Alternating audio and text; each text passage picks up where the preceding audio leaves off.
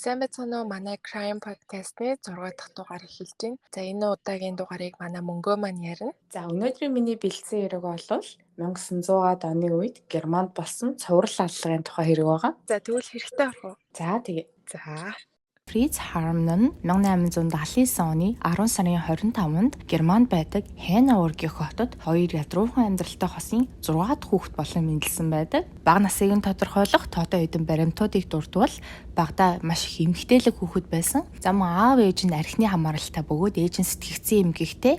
За үүнээс болж хүүхдүүдтэй огт анхаарал хандуулдаггүй эмгэгтэй байсан. За 8 настай байхад нь сургуулийн эрэгтэй багш Фрист бэлгийн хүчирхийлэл үзүүлж исэн бөгөөд үүнээсээ болж насан туршийн эмгэгтэй болсон гэж тодорхойлогддог юм байлаа. За 1894 онд 15 настай байхдаа ахлах ангиа төгсөөд цэргийн сургуульд явсан. Цэргийн сургуульд явсны дараа Фризийн сэтгэл зүйд өөрчлөлт гарч эхэлсэн. Мэргэжлийн өвчнөөр өвчүүлсэн бөгөөд хэд хэдэн төрлийн сэтгэл гутралын эмгэгтэй болсон. Үүнээс болоод 7 сар цэргийн сургууль байсны эцэст хэвийн амьдралтай орохоор хотдоо буцаж ирсэн бөгөөд жирийн амьдралд орсон энэ үеэсээ эхлэн өөрөөсөө дүү хүүхдүүдийг бэлгийн хүчирхийлэлд оруулж эхэлсэн. Фриз нь энэ үед 16 настай байсан бөгөөд өөрөөсөө бага насны хүүхдүүдийг хуурч мэхлээд гэрийн дор байдаг хонгил руу оруулаад дараа нь бэлгийн дарамт хүчирхийлэл үзүүлээд тэгээд гэрээсээ гаргаж явуулдаг байсан маа. Ингэж явсаар 1896 онд 17 настай байхдаа хамгийн анх хэрэгэн баригдаад ял идэлжсэн бөгөөд 17 болон 18 настай 2 жилийн турш хит хэдэн удаа 2-3 сараар аль эсвэл батлан даалтаар гарах гэх мэтээр хэрэг толбогдсон бөгөөд эцэс сүлд нь сэтгэгцэн эмгэгтэй гэж үзээд сэтгэгцэн эмнэлэгт хэвтүүлсэн байдаг. Тэрхүү сэтгэгцэн эмнэлгээс нь Фризийг насан туршийн хязгаарч эдгэшгүй сэтгэгцэн эмгэгтэй сэтгэл хөдлөлттэй гэж үзсэн бөгөөд байнгын сэтгэгцэн эмнэлгийн хараанд байх шаардлагатай өвчтөн гэж оншилсан байдаг. Гэсэн хэдий ч Фриц 6 сарын дараа өөрийнхөө хэвтэн эмчлүүлж байсан эмнэлгээсээ оргон цуцсан. Фриц эмнэлгээс оргосныхаа дараа Швейцар руу дүүрвсэн бөгөөд за яагаад Швейцар руу явсан бэ гэвэл цэргийн сургууль тухтаа Швейцарт амьдардаг байсан. Швейцарт очисныхоо жилийн дараа уулздаг байсан нэгэн эмэгтэй нь жирэмсэн болсны улмаас өнөөх эмэгтэйтэйгээ сүү тавьсан. За гэхдээ тэр эмэгтэй хувийн мэдээлэл бол юусоо байдаггүй юм байлээ. Үүнээс яг 1 жилийн дараа 1900 онд цэрэгт татагдан цэргийн ангид очсон. Хэдийгээр өмнө цэргийн сургууль яваад сэтгэгцэн эмгэгээс болоод за сургуулаасаа чөлөөлөгдсөн боловч сайн шалгаагүй мó аль эсвэл мэдчихсэн ч тэрийг чухалчилж авч үзээгүй мó ямар ч байсан буцаад цэргийн анги дээр очиход бол ямар ч асуудал байгаагүй юм байлээ. Фриз нь бол ур чадварын хувьд амар сайн цэрэг байсан. Маш чадварлаг, сайн бууддаг, бусад юмнуудаа маш сайн. Гэхдээ нэг асуудал нь гэх юм уу сэтгэгцэн болон бие махбодын эрүүл мэнд нь маш сул дорой цэрэг байсан. Толгойн эрэгтэй, ухаан алдаж ундаг. За бүр цаашлаад тэндээ 2 жил байсны дараа шизофрентэй гэдэг нь тогтоогдсон гарч ирсэн.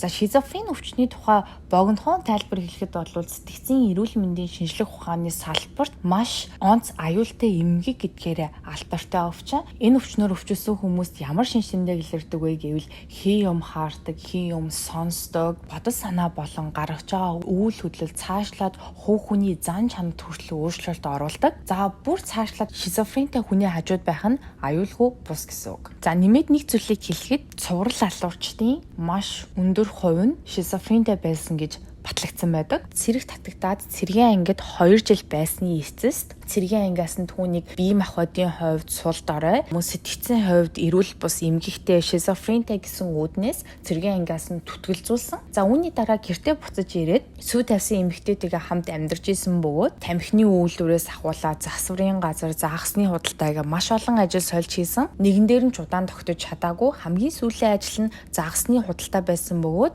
за загас худалдаалдаг газрын эзэн Фризийг халсан бөгөөд яг тэр өдөр нь сүүтийн эмэгтэй нь сүүгээ туслахаар шийдвэр гаргасан байдаг. Энэ өдрийн дараагаас эхлэн Фриз шарилт хондог ажил хийдэг болсон байна. Шарилт хонох гэдэг нь за нас орсон хүмүүсийн шарилыг ухаад дотроос нь авчруулах бүхий л материаллык зүйлсийг авдаг ажил байгаа. Энэ нь мэдээж хууль бус байсан. 1905-аас 1912 оны хооронд Фриз шоронд бол байнгын юм орон гарan явж исэн бөгөөд сүүлд 1913 оны эхээр орон байрны хулгай хэрэгээс болж 5 жил шоронд суух ял аваад ялаа бүрэн эдэлсний дараа 1918 оны 4 сард дэлхийн 1-р дайны өмнөхөн суллагдсан байдаг. 20 ангиас суллагдсныхаа дараа Фриз хизээж гэмт хэрэг үллээ зогсоогоогүй. За бүр зогсоогоогүйгээр барахгүй гэмт хэрэг нь улам хүндэрсэн. 1918 оны сүүлээр Friedel Roth гэдэг нэртэй 17 настай хөвгүнийг он цэрцгийгээр амь насыг нь хүнөөсөн байдаг. Сүүлд хэрэг нь баригдсны дараа мэдүүлэг өгч явахдаа Roth-ыг ямарч алах зорилгогүй байсан гэж хэлсэн байдаг. За өөрийгөө өмөрчлөхдөө Roth-ыг хүчиндэж байх үедээ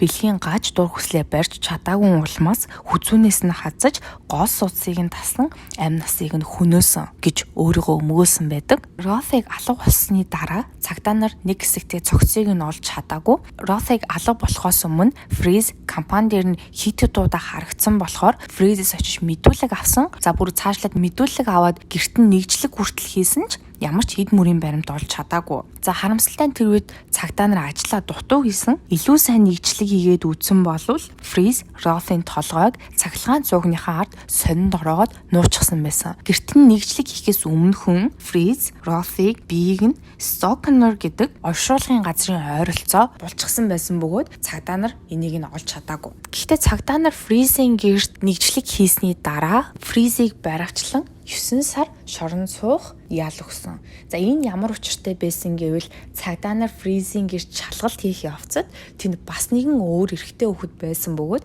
за тэр эрэгтэй хүүхдийг гэртээ хорин бэлгийн дарамт үзүүлдэг байсан нь батлагдаад үүнээсээ болж 9 сарыг шоронд өнгөрөөсөн. 1918-аас 1923 оны үед 2-оос 3 хүн амны хэрэгт сэжиглэгдэж байсан ч нотлох баримтхан улмаас ямар ч ял хүлээгээгүй байдаг. Үүний дараахан 1923 оны 2-р сард Friz Frank гэх 17 настай хөвгүнийг гэртээ хэд хоног амьдруулсны дараагаар хүчиндээ өмнөх хэрэгтэй мөн адилаар хоолойноос нь хазаж амь насыг нь хүнөөсөн. Frank-ийг хүнөөснийхаа дараа цогцыг нь хэдийн хэсэг болгон мөчлөөд Lane гих голын ойролцоо булсан. Frank-ийг хүнөөснийхаа дараа Adam болон Wilhelm гих 2 хөвгүнийг мөн адилд гэртээ хэд хоног байлгасны дараа бэлгийн дарамт үзүүлж хоолойноос нь хазан судсыг нь таслаж амь насыг нь хүнөөсөн. Friz 2 төрлийн арга замаар хохирогчтой олж авдаг байсан.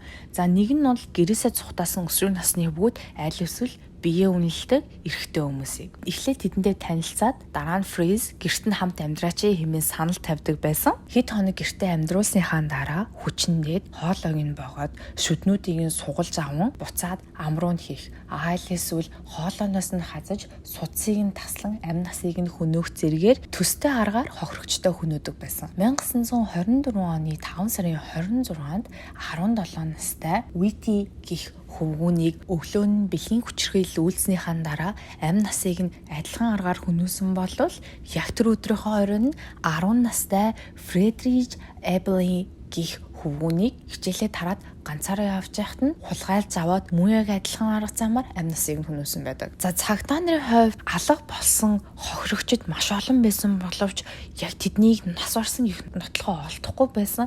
Гэтэл удалгүй Lane голын эргээс 2 хүний гавлын ясыг олсон. За энэ 2 хүний гавлын ясыг олсныхаа дараа цагдаа нар эргэн тойронд нь нэгжлэг хийж үзэхэд 22 хүний 500 ясыг олж авсан байгаа. Энэ үеэс эхлэн цагдаа нар хэргийг бүр шуурхай мөрдөж эхэлсэн бөгөөд хэрэг гарч буй хотын эргэн тойронд болж байгаа бүхий л сэжигтэй зүйлүүдийг цаг алдалгүй мэдээлж байхыг хүмүүст анхааруулж байсан. За цагдаагийнхан болон мөрдөх багийнхан энэ хэрэг дээр маш шуурхай ажиллаж байх явцад Harmony 15 настай Carl Fromm гэх хүүтэй гудамжинд үл ялгуулсны улмаас чанга дуугаар үүмийн шуугион тарьж муудалцаж байхад нь цагдаагийн ажилчид явж утсан байгаа. Цагдаагийн ажилчид хүүгээс юу болсон тухай асуухад цагдаа нарт хүү за би гэрээсээ цухтаад энэ Harmon гэж хүнийд амьдарч байх хувцасд надад бэлгийн хүч хийлүүлсэн. Амун цаашлаад гэрээс нь явна гэхэд хоолойнд минь хутга тулган амийг чинь хөнөөнө гэж сүрдүүлсэн. гэх мэдүүлгийг цагдаа нарт өгсөн. Энэ мэдүүлэг дээр үндэслэн дараагийн өдөр нь Freeze Harmony-г бэлгийн хүчирхийлэл үйлдсэн хэрэгээр баривчилж авсан бөгөөд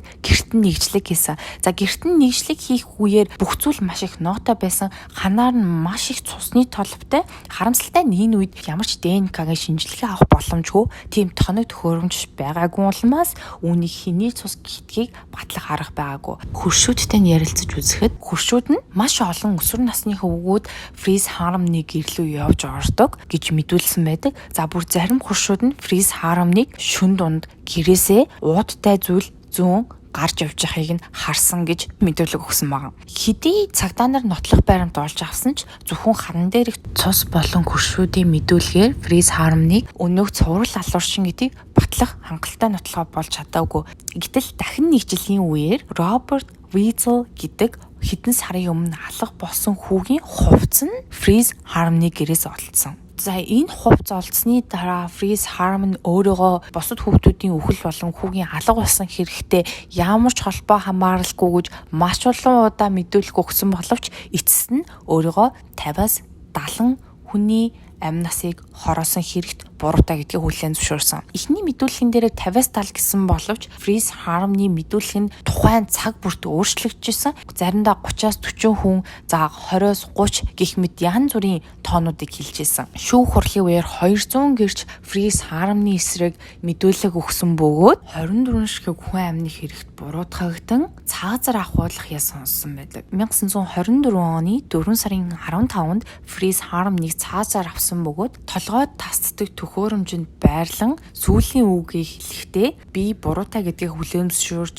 ир хүн шиг өгмээр байна. Би үхлээс айхгүй байна гэж хэлсэн юм байлаа. Зөвхөн ил тод болсон мөн цогцсон олцсон хэрэг нь 24 боловч яг үүндээ Freeze Harmony-г 40-оос 50 ширхэг өсвөр насны эрэгтэй хүүхдүүдийн амь насыг хөнөөсөн гэж хүмүүс үздэг юм байлаа. За нэг юм хэрэг байна. Ямар амар юм бэ? Бараг нөгөө вампир юм уу хайшин. Тий.